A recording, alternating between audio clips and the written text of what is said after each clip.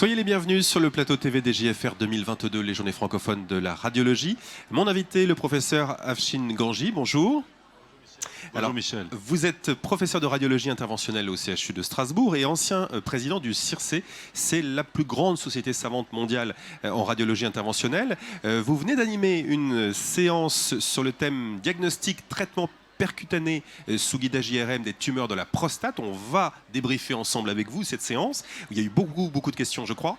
Quelles sont, en quelques mots, les différentes techniques de la radiologie interventionnelle pour le traitement des cancers de la prostate en IRM ?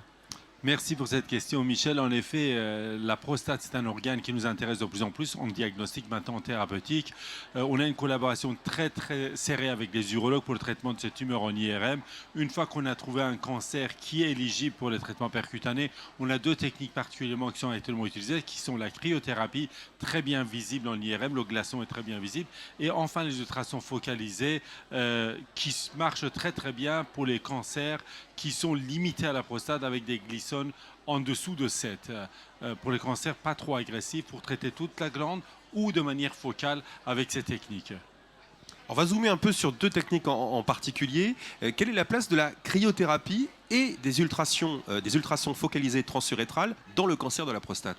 Absolument, c'est deux techniques qui semblent effectivement un peu concurrentielles, mais je dirais que les deux sont une très bonne indication. La cryothérapie nécessite une technique un peu plus invasive, il faut mettre les sondes dans la prostate et le glaçon est très bien visible dans la prostate et surtout, nous n'avons pas de limite de volume d'ablation. Ça veut dire même pour les prostates qui dépassent des volumes importants, la cryothérapie va marcher.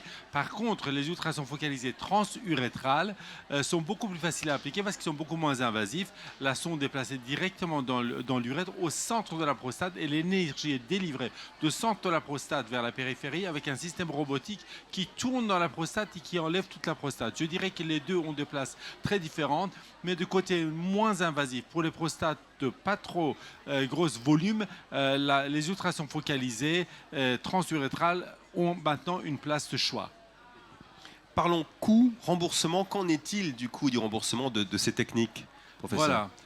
Michel, ça c'est le point faible de toutes ces techniques-là, c'est qu'aujourd'hui, comme beaucoup de techniques de radiologie interventionnelle, les remboursements restent très faibles. Ce qui fait que l'investissement dans le matériel, dans le temps de blocage de l'IRM, ça il ne faut pas l'oublier parce qu'on est en train de penser à bloquer une IRM pour le traitement d'un cancer de la prostate près de 3 heures. Ce qui a un coût, le personnel, l'anesthésie générale, les systèmes à usage unique qui sont autour des 3 500 € pour les ultrasons focalisés, un peu plus pour les cryothérapies, font que le remboursement ne couvre pas le coût de ces interventions. Et pour pouvoir démocratiser ces techniques et le proposer à un plus grand nombre de patients avec les urologues avec qui nous travaillons, nous avons besoin de prouver l'efficacité de ces traitements, ce qui est en train de venir avec les différentes publications, placer ces techniques dans les meilleures indications et surtout les rembourser correctement pour qu'une grande partie, la majorité de la population puisse avoir accès à ces traitements-là dans le futur.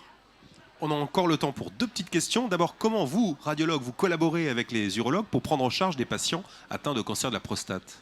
C'est une excellente question parce que n'oublions pas que le cancer de la prostate, c'est une pathologie complexe. Il y a beaucoup de traitements possibles sur le marché et pour pouvoir placer les patients pour les meilleures indications, pour qu'ils en profitent de meilleurs traitements, il faut une collaboration très serrée avec les urologues pour leur suivi, pour l'indication. Ce que nous faisons à Strasbourg avec le professeur Hervé Lang, qui est l'urologue spécialisé dans les cancers de la prostate et le cancer du rein, nous les voyons en consultation commune. Ça veut dire quand nous voyons un patient qui est éligible pour un de ces traitements-là, on les voit ensemble, on leur parle ensemble, on leur propose des différentes options et on les laisse choisir et nous poser les questions directement. Et ensuite, pour le suivi, c'est pareil. C'est suivi en imagerie par nous et la clinique par les urologues ensemble. Et s'il y a une complication, on les gère ensemble. Et surtout, le malade est hospitalisé en urologie. Sans cette collaboration serrée, je pense que ça ne peut pas marcher. Pour finir, professeur, quelle est la disponibilité de ces techniques en France et en Europe ?